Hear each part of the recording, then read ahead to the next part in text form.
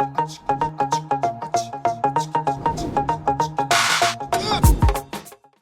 I want to introduce His Royal Majesty Oba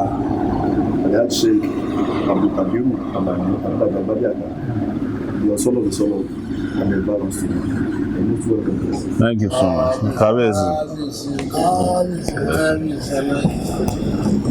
And I want to thank the Bale here and all the chiefs seated. Thank you for maintaining peace in this kingdom. For a long time, I have been a Lagosian. By virtue of schooling, I came to Lagos in 1987. And attended briefly after that the University of Lagos. And I happened to be a traditional ruler too at the University of Lagos. I was a student union president, which is the equivalent of a traditional ruler in that particular environment in Akoka. But I didn't happen to be attending traditional chiefs meetings because our own is the struggle traditional rulers. But that's on a lighter side. Part of the reason we visit chiefs and obas and traditional rulers are that apart from forming the basis for our own culture, which you have continued to maintain, you are also the ones maintaining peace, progress, and bringing about development in your various domains, because government, as we know it, has failed in a lot of ways. So it falls on your shoulders, in some cases, to send children to school, even if they are not your children. It falls on your shoulders to create schools around you, because the government fails to provide schools that are decent. Most importantly, you are responsible for maintaining law and order and creating security units to protect your people, because government has also failed to secure our people, at least in my own lifetime, in the last 30 years that I know of. Somebody mentioned yesterday that Nigeria briefly had some little progress for 29 years. I think between 1960 up to the 70s, Nigeria had some progress. But some Nigerian leaders also used the last 40 years to destroy whatever progress was made in the first 30 years of Nigeria's history. Maybe the next 20-something years, I would say, not 40. So we're at that point, Kabiyesi, where young people in this country have had our own meetings in different forums, not physical meetings, some of them are virtual on the internet, and decided that it is our time to take over the development and progress of our nation, Nigeria, and that we will not longer be apologetic about it. We want to lead ourselves into the future, not tomorrow, because tomorrow has a terrible definition in Nigeria. Tomorrow is something that will never come. So when they call you the leader of tomorrow, they are telling you that you are the leader of a day that will never exist. So we are tired of being told that story, and we also believe that Nigeria can be a fantastic nation, better than the way it is now. We were told that on our way here, that if we came yesterday, we would not have been able to make it to your kingdom because of traffic in Lagos. And the traffic was created by disorder. Tanker drivers who take over the whole of Lagos roads, up to between here, Isolo, to Apapa, and then from Apapa to Ojuelegba. Kabiyesi, don't take it for granted. A disaster is about to happen if you don't intervene. If one of these tankers explodes and the fire snowballs into another one, it will burn down homes and people as if they are chicken. Please, whatever you can do to immediately intervene to ensure that these tankers are removed from your domain, and possibly the whole of Lagos. There's nowhere in the world that tankers that are carrying what they call hazardous materials are allowed to be in the neighborhood of people the way they are now. It doesn't matter whose business it is. If they have to move the port away from Lagos, make sure you fight for it. Let them put it somewhere else. They can create a port in a place that is not hazardous to your people. Ensure that this is fought for. That is just about yesterday. But for the future, so that these things will not reoccur again, You need leaders. We all need leaders who understand how the world is working. So that instead of putting tankers in your neighborhood that will burn down your neighborhood, we put roads that are good in your neighborhood. We put trains that are working in your neighborhood. Don't forget, this is not the first disaster that happened in this kingdom. You all remember when Obasanjo came and the bomb exploded in Ikeja, but the people who were jumping into the river were doing so here in Osolo. It's part of the chaos and disorder that comes with misgovernance. That should never have happened, and nobody can tell even how many people died in that disaster. So we don't want to wait for another one before it happens. The next disaster that might be of that scale is this tanker disaster that we're having. But let me just segue that with the kind of leadership we are proposing for Nigeria as a presidential aspirant, you will never see tanker in your neighborhood anymore. Like I said, we have reached an era where we'll start having train lines that are working. I remember in those days when I used to go from here to Egbe, you will stay between Oshodi and Egbe for 5 hours, you cannot get home. If we put a train between Oshodi and Ikoto Egbe, you take 20 minutes to get to anywhere, and you just stop. Yes, maximum, but they will be stopping along the way, so it might take up to 20 minutes. Why can't we have a tram from Oshodi to Egbe? And we'll not have to deal with bad roads that have been there forever. I don't know if they have repaired the Ikoto Egbe road. It's still in the lab. This, Kabir, just to know that I know this kingdom very well. We have been having that repair of that road for over 20 years. That I know of it. There's nowhere it is done in the world that you cannot repair 3 kilometers of road in 20 years. It's the kind of leaders we have had in this country, and we have been apologizing on their behalf. We have been apologetic about them, and we have also been romancing them, hoping that they will change. They are not going to change because they see Nigeria as their ATM machine. They see Lagos as their pot of soup. And there's nothing you can do to take it from them. They are not going to relinquish it to you and say, take it back. This is your time. Except you go and take your own part of the work back so that the future can be bright for your children. And also that the future can be bright for the elders. Because you deserve great retirement when you retire. Obas don't retire. So you'll be on this throne until your last days on earth. You also deserve a kingdom where there's peace, where there's progress, where there's prosperity. Probably we are enjoying electricity today. I don't know if it's by generator. But when I went to see the Alafin of Oyo, I went to visit the Alafin of Oyo, we had to wait for the generator to turn on before we could meet with him. The entire palace didn't have electricity. This is the story of Nigeria after 58 years of independence. If you go to Ghana, Kabir, the situation is different. How is it that Ghana can have electricity and Nigeria cannot have electricity?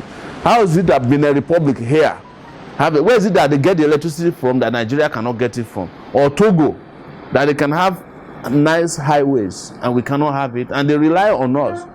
If we cut off the border between us and Benin Republic today, they will almost starve to death the next day. But they are doing better than those of us who they are feeding off of. So this is the point where we draw a red line, sir. Now we have decided without too much words that we want to take our country back. Our movement is known as the Take It Back movement. And we have been visiting the country all around the places. We've been to traditional rulers, we've been to leaders of influence, market women, we've been to campuses, we visited places as remote as Jalingo, we visited the Emir of Kano, we visited Kaduna, we visited the Obong of Calabar, also the Alafin of Oyo. We intend to visit as many people as possible who are interested in development. Your own case came to our attention because they say you are a lover of development. And we said before we head out of town again into other places, we must come and pay you a visit and a homage. And we hope that you help us spread the message to the great young people in your kingdom that help has come. But we all need to join hands together, work together and forget about the traditional way or grassroots way of doing politics, which is this Kobi Owu politics or Ankara politics. So it's just to announce that to you and seek your blessing and support that come this time next year, the election would have been over, somebody would have been sworn in, and that person is the person who is standing in front of you today. We are confident that with your support and support of all young people, we will be able to take over the Federal Republic of Nigeria and put it on a path of progress and prosperity, which we deserve. Thank you so much, Kabish. Thank you. It's not easy. Nigerian of nowadays, the way and method of practicing their own democracy is quite different. I was even thinking sometimes that maybe they don't even know the definition of democracy. Because what we are practicing in Nigeria, it is not more democracy, but let me call it a false, there is a false system of ruling. Either you like it or not, you have to follow them. And that is why they have to bring a lot of things. They will not tell you, write your speech, they will not tell you, there's a little things you even do. All those things that is not necessary. There wasn't any check and balancing in the system of government anymore. And as it is now, I'm afraid, I'm not even sure there will be an opposition. The way they are taking it now, you can see. And they don't have plans for the future, of our children. But what you have just said, the government did not plan for any future. It is their own thinking alone they can use to rule the whole country. And this country, if you don't have any plan for the future, you cannot move ahead. Things are not easy.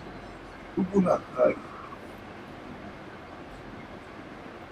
Thousands of people are unemployment. I have over more than 20 graduates in my area here. For the past 5 years, they have no job. Some have to decide to go and ride what they call it, three-wheelers. Yeah. But there's no job. So the educational system of Nigeria has all over. And that is why you see many things that a rector is making love in order to give them mark or taking money from the students to give them mark. Because things have overturned. Nigeria, as you have said, almost all the African countries rely on Nigeria. And you can see where we are today. Everybody will come to the screen every day and tell lies. What they cannot do in 10 years, they tell you they have done it. So to tell everybody to come and tell lies that Nigeria is good, when we know it is not even safe. This morning, when I listened to Oba Kabiru Alani Agbabiaka, they still bomb some areas, people to Kano and other people, killing thousands of people a day, almost every day. You said our population is about 180 million. I think they have killed more than 20 million people. The system, they have completely reduced the populations of Nigeria because of their own selfish interest. And who will say no if you can see a young person like you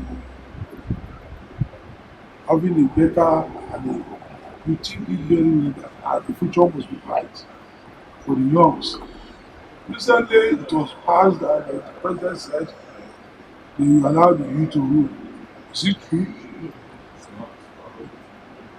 When you say you want to allow the youth to rule, then start practicing it. If somebody is 25 years or 30 years, who has even ordinary school cert and he doesn't know what he's doing at the age of 30 years, that person may be another thing. You have thousands of millions of graduates in Nigeria. You have millions of skilled and unskilled people in Nigeria who doesn't have work or the courage to be able to use his talent for what he learn because the country is not done. If you have up to 1 million naira now, within the next 3 days, you think that maybe somebody have removed from it. Because when you calculated what you have done, it's 0.0, 0.0. Our money does not have value again. So if you see a young people like you in that corner that say, I know it will not be easy. Oh. At the time now, they will form a lot of people against you. They will form a lot of things. KFCC decided to arrest you, saying they learned that somebody put some money in your hand. That's right. So they will tell us so that they can debar you from planning forward. A lot of things. Not everybody being arrested by KFCC are being that embezzle our money. But because they hate them, they don't want them to be there. You have to tell like that. This man and so EFCC just go and arrest him so that we will be able to disturb them. A lot of things is happening. America will say. So if you now say you are ready to fight for the masses of this country, nobody, even including those who are even good, will say what you are doing is not good. Recently we saw what happened with it. Yes. Of course, you have seen the green light that that place they must take it. Mm-hmm. And either they like it or not, they make sure they use every effort to retain the state. Who knows what is going to happen in Russia? Because they are in power. But I'm sure. Last forever. Yes, of course, has not. So all we need to do is just to encourage you. Don't let them frustrate your efforts. Try your own best. Let everybody know. You think now the next 2-3 years, people will realize what you are saying that is true. Because nearly every houses, every family, every city it has been affected. No food, no work, even no shelter, let me put it like that. Security. You are doing that not only prayer, you have to reinforce yourself. Make sure that where you are going, you go free and come back. And look at the rate that the northerner is now coming through to Lagos. They are more than the negotiation now. Who knows what will happen tomorrow? About 2 or 3 weeks ago, not up to a month, the president of France, when he was in Nigeria, 30, is it 32 or 33 years? 53 years old. Why can't we have somebody give not 33, 35, 40 years old as a president of this country? So I appreciate your effort and I thank you for coming to my palace. Though I heard about this thing, somebody was telling me that maybe you ought to do that. 2 young men are now trying to contest, but you don't know the platform they are using, either APC, PDP, SDP, whatever. But whatever platform, at least you have shown yourself that the youth of this country has also been helped. So, thank you for coming. Thank you. Thank you.